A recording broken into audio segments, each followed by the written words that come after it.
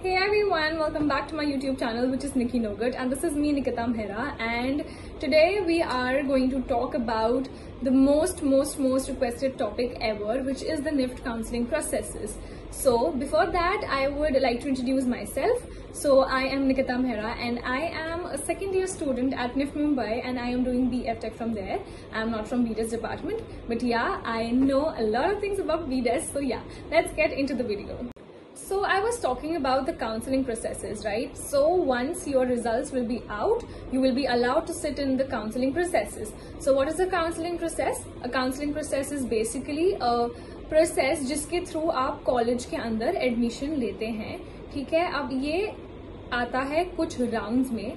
So basically इन और time it was like 6 to 5 rounds, but हो सकता है कि अब वो थोड़े राउंड्स कम कर दें या फिर हो सकता है राउंड्स इंक्रीज कर दें, बिकॉज बच्चे जितने बच्चे देते हैं एग्जाम्स उसके हिसाब से राउंड्स डिसाइड होते हैं. So now moving on to कि कौन कौन से लोग हैं जो काउंसलिंग में बैठ सकते हैं, यानी कि वो काउंसलिंग के लिए एलिजिबल होते हैं.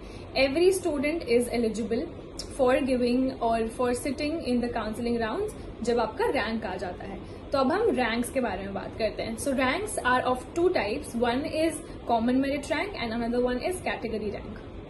आपका जो कॉमन मेरिट रैंक होता है उसका मतलब होता है कि पूरे इंडिया में जितने बच्चों ने एग्जाम दिया है सारे बच्चों में से आपका उतना रैंक है. और अगर हम बात करें कि कैटेगरी रैंक क्या होता है, सो अगर मैं एसटी हूं या फिर एससी हूं तो मेरी कैटेगरी में मतलब एसटी बच्चों में मेरा ये रैंक है. तो 2 तरह के रैंक आपके पेपर के ऊपर लिखे हुए आएंगे. तो मैं जनरल हूं तो मेरे लिए एक कैटेगरी रैंक पे मेरा रैंक लिखा हुआ आया था 41 एंड कॉमन मेरिट रैंक पे मेरा रैंक लिखा हुआ था 80. So this is the normal processes जो रैंक्स की डिस्ट्रीब्यूशन है, जो आपको अभी तक समझ आ गए होंगे.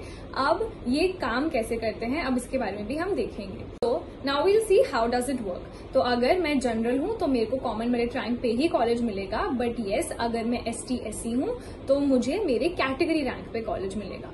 तो अब ये चीजें आपको समझ आ गई होंगी, common merit rank and category rank, ठीक है. So now we'll move on to कि काउंसलिंग राउंड्स कितने होते हैं एंड क्यों होते हैं एंड आप उसमें कैसे बैठ सकते हैं और आपको कैसे उसमें चालाकी से काम करना है ताकि आपको अपना ड्रीम कॉलेज मिल सके. So the very first thing before the counselling starts, shortlist the campus which you want to go in. Now 2 अलग अलग लोग हैं, उनकी प्रेफरेंसेस कॉलेज की अलग अलग हो सकती है. फॉर एग्जाम्पल एक पर्सन है, उसको उस हिसाब से अपना कॉलेज चाहिए कि मेरे घर के पास हो, या फिर मेरे को, और दूसरा जो आदमी है उसको ऐसा हो सकता है कि उसको टॉप कैंपस चाहिए भले ही वो उसके घर से कितना भी दूर हो. तो आपको ऐसे करके अपने मन में पहले डिसाइड करना है कि आपको कौन से कॉलेज में जाना है जो आप फर्स्ट रैंक पे रखेंगे. तो वैसे करके जितने भी हमारे 14 से 15 हमारे जो कैंपसेस हैं निफ्ट के, आपको वो सारे के सारे अपने माइंड में एक मैप बना लेना है कि मुझे इस कॉलेज में सबसे पहले चाहिए, और अगर इसमें नहीं मिला तो फिर मुझे सेकंड इसमें चाहिए, और अगर मुझे इसमें भी नहीं मिला तो मुझे थर्ड इसमें चाहिए. ऐसे करके आप पूरे के पूरे 14 से 15 कैंपसेस की एक लिस्ट तैयार करेंगे अपने पास, जो आपको काउंसलिंग राउंड में काफी ज्यादा हेल्प करने वाली है. बिकॉज आप अगर उस पॉइंट पे सोचेंगे तो आप काफी ज्यादा कंफ्यूज हो सकते हैं and you will and up taking wrong decisions. So I'll take my example. So Delhi is my place. So I wanted near Delhi, and plus Delhi is the top campus, so I wanted in that campus. तो मैंने दिल्ली सबसे ऊपर अपना preference डाला था, and yes अगर मुझे वो नहीं मिलता है तो मैंने मुंबई डाला था. फिर उसके बाद मैंने डाला था गांधीनगर, फिर मैंने डाला था बैंगलोर, देन मैंने डाला था चेन्नई, एंड देन मिला हैदराबाद, एंड देन ऐसे करके मैंने सारे के सारे 14 कैंपसेस डाले थे. अब हम बात करते हैं टॉप 5 कैंपसेस की. तो हमेशा से top 5 campuses Delhi, Mumbai, Gandhinagar, Bangalore and Chennai and Hyderabad ही रहे हैं. यस अगर आपके this is again a very controversial topic and I am too young to talk on this, but still I will tell my opinion कि कैंपसेस और कोई भी कैंपस आपके लिए छोटा या फिर बड़ा नहीं है, ठीक है. Only thing which matters is आप वहां जाके क्या करते हैं. वहाँ के फैकल्टीज कैसे हैं, ये भी एक काफी मेन रीजन हो सकता है प्रेफरेंसेस का. But before going to the college you don't know, and आप सुनी सुनाई बातों पे भी भरोसा नहीं कर सकते हैं. तो मेरे हिसाब से अगर आपको अपने घर के पास चाहिए या फिर आपके पेरेंट्स आपको अलाउ नहीं करते, specially for the girls I am saying this, कि अगर जिन लोगों के पेरेंट्स नहीं अलाउ करते बाहर या फिर काफी ज्यादा दूर जाके रहने के लिए, तो हॉस्टल फैसिलिटीज हैं सारे कैंपसेस में, तो आप वो भी जाके चेक कर सकते हैं. प्लस अगर आपको लगता है आपके पेरेंट्स अलाउ नहीं करेंगे तो आप पास की जगह देखिए, because yes staying away from home is tough. ठीक है, I am saying this because it has again two side like coin और व्हाटएवर यू कैन से, कि आप इंजॉय भी उतना करते हैं, मतलब you are not dependent on anyone else, you become independent over here. And I am like living घर से दूर from 2 years I think, and I have learned a lot and I have changed myself a lot for good reasons obviously, but yes it makes you more focused, like it has worked for me essay, not telling about any other person. But yeah, so this is what I would like to say कि कोई भी campuses अच्छा या फिर बुरा नहीं है. The only thing which matters is the exposure that I have talked in my previous videos as well. So I'll tell you about the hostel things as well.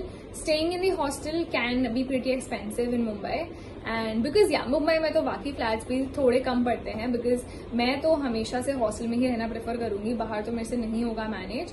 But yes hostel की fees is also too much, so it's 1,45,000 I guess for 1 year including meals and electricity and water everything. And yeah, and for the flats if you stay, so my friends are staying, so they share, 2 people share 1 room and they give 7,000 or 7,500 just for staying, and then they give ऊपर से top up for their meals and electricity and everything. If something goes wrong also then they have to pay for it. So थोड़ा सा insight hostel के बारे में भी हो गया है. And now moving on to कि how these counseling round works and क्यों 1 से 5 तक counseling rounds होते हैं. So yeah, talking about कि 1-2 counseling rounds क्यों नहीं होते हैं, because काफी सारे बच्चे होते हैं and basically NIFT tries to place everyone. ठीक है, that's why there are 14 campuses and yes it depends on your rank. अगर आपका रैंक अच्छा है तो आपको अच्छे कॉलेज में एडमिशन मिलेगा, अगर आपका रैंक अच्छा नहीं है बट अगर आप प्रिविलेज वाले उसमें फॉल करते हैं ST SC में, तो येस देयर आर चांसेस कि आपको मिल जाए. Because I have also put some seat matrix in my previous videos as well, तो आप वहां पे भी जाके देख सकते हैं. So now moving on to the things कि आपको कैसे उसमें थोड़ा क्लेवर होके चलना है अपनी काउंसलिंग राउंड्स में. Because see, in the first round you have to pay 5,000 rupees to sit for the next round as well. First में घुसते ही अगर आपको सपोज मुझे दिल्ली चाहिए था, मुझे दिल्ली मिल गया, lock the seat, finish it off. But अगर आपको मुंबई मिला और आपको दिल्ली चाहिए था, so I would suggest to sit in the counselling rounds till the 5th round. देखो काउंसलिंग कोई खत्म नहीं होती, कोई कहीं नहीं जा रहा है, आपकी सीट कहीं नहीं जा रही है.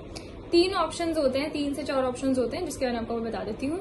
एक होता है अपग्रेड, एक होता है लॉक, मतलब lock and freeze are the same, एंड एक होता है मतलब अगर आपको सीट चाहिए ही नहीं तो उसका भी एक ऑप्शन होता है.